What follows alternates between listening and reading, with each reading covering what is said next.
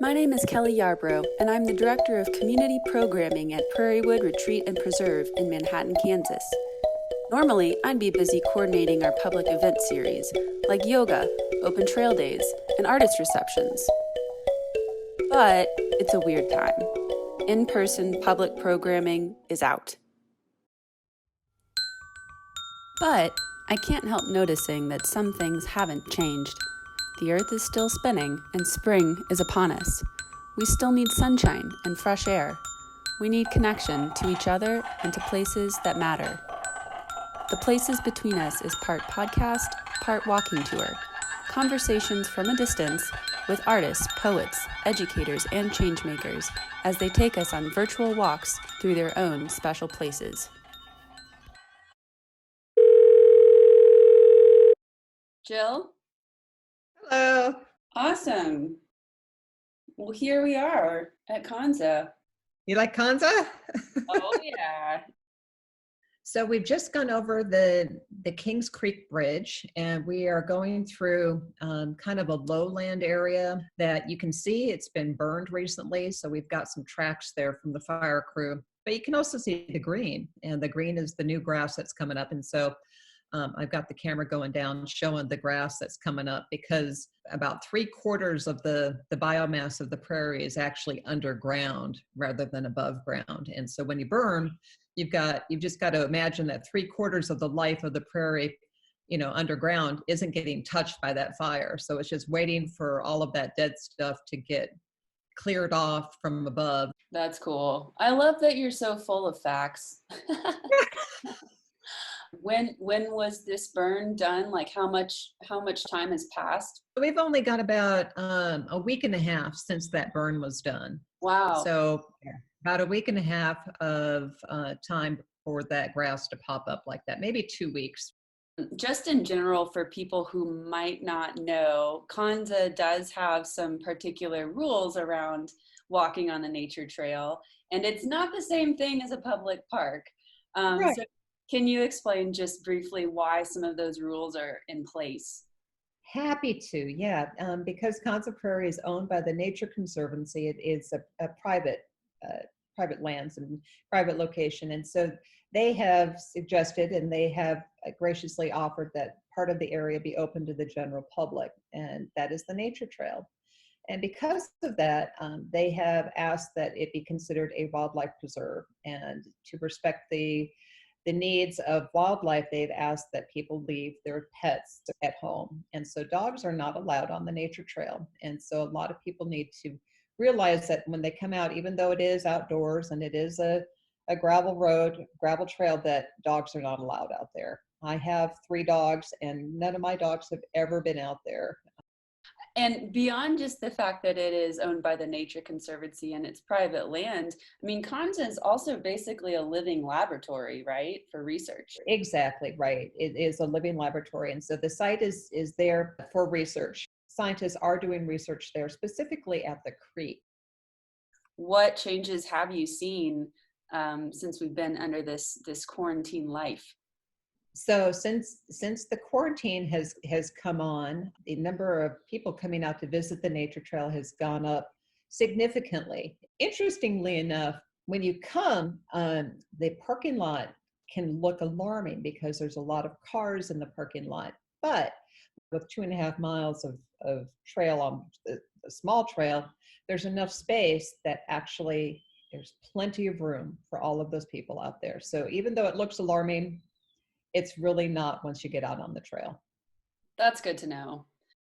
I kind of want to just ask you a couple of questions about you and your particular role at Konza. Sure. I run the Konza Environmental Education Program, and my job is to bring kids to the prairie, to introduce them to the ecological science that is done at the tall grass prairie, to give them a chance to experience some hands-on research that very similar to the kinds of hands-on research that the scientists do there at the biological station. Kids typically come out for a full day worth of activities, and they get to do several different things. They usually end up either down at the stream collecting data or up on the hills looking at the grasses.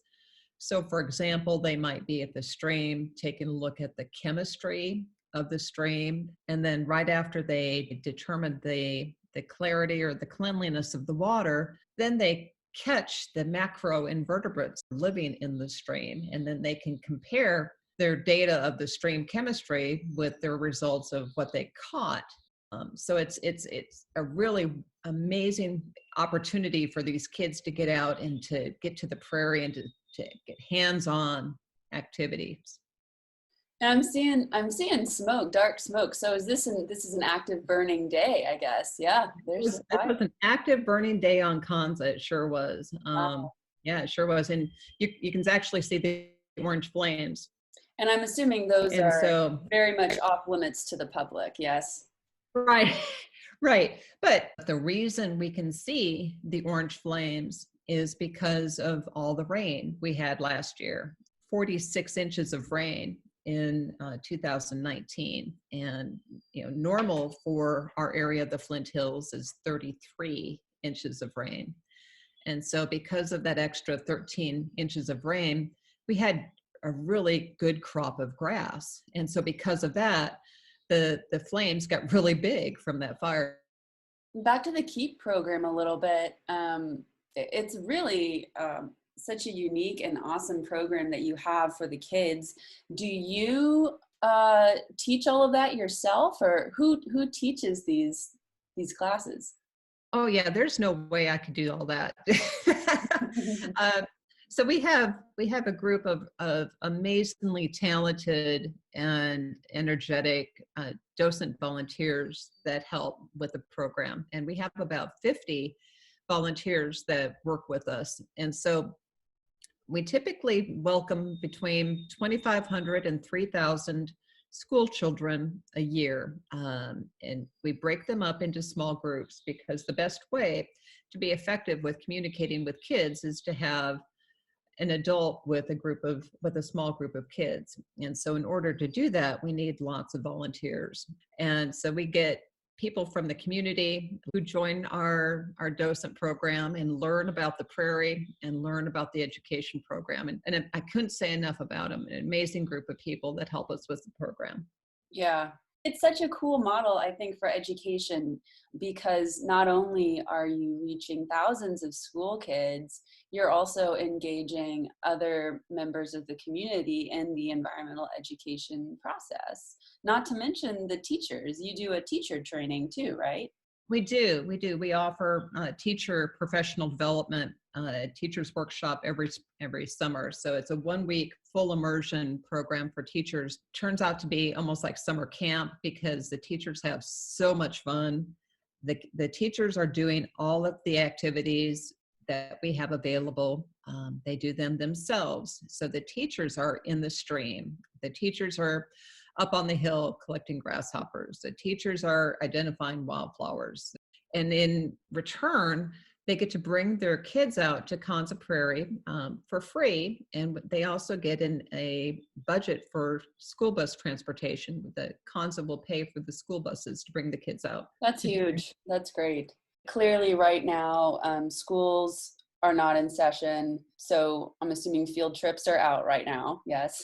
Yeah, field trips are out, but we are trying to we're trying to be really creative with finding other ways for teachers and parents to interact with us while during this downtime. We have daily Konza Nature Nuggets on Facebook, where people can come and look to see what's going on with nature. We're working with the Kansas Association for Conservation and Environmental Education to have weekly activities available for kids to do. We also have virtual hikes available on our Facebook site. Konza Nature Nuggets, is that what it's called? And where can people find those? Those are on the Konza Nature Trail and on the Friends of Konza Prairie Facebook site. I put a new one out every day. Very cool. Yeah. I do want to ask, while we're down here, What is this area with the buildings, the old looking buildings? Oh, yeah, that was a homestead. So that was the Hokanson home site that was built in 1878 by the Hokanson brothers. And they had built a natural limestone barn and a spring house. And they also had a wood frame house down there. And they lived down there from 1878 until the mid 1940s, until the Hokanson family moved into Manhattan. I would like to ask you, Jill Haukos, you've been working with Konza for how long now? 8.5 years. I just wonder if there's a particular memory or experience that you could share with us that stands out as something special. Being out on Konza when storms come through is always one of the most amazing things that happen out there. When a storm comes in and it rolls over the prairie, and when you get an immediate change in the weather, is pretty dramatic. The other thing about the prairie is it's never the same. You could go out one day and say, "Isn't this pretty?" Go out the next day, it's completely changed. It's still pretty, but it's different. So to understand it means you've got to go out every day. I it's like a that. it's a It's a relationship. It's a yeah, it's a committed relationship. it's a committed relationship, and it's a complicated one. And yeah, you've got to pay attention. It's not a in your face kind of thing. It's a subtle one, but you've got to be paying attention. Yeah, very good. As we wrap up here, I know you shared a little bit about the public coming out and using the nature trails, and there's some guidelines, but it's for our community to experience the prairie as well. If Right. if people are interested in supporting Konza and the work that you do out there, are there any ways that you can suggest they try to do that?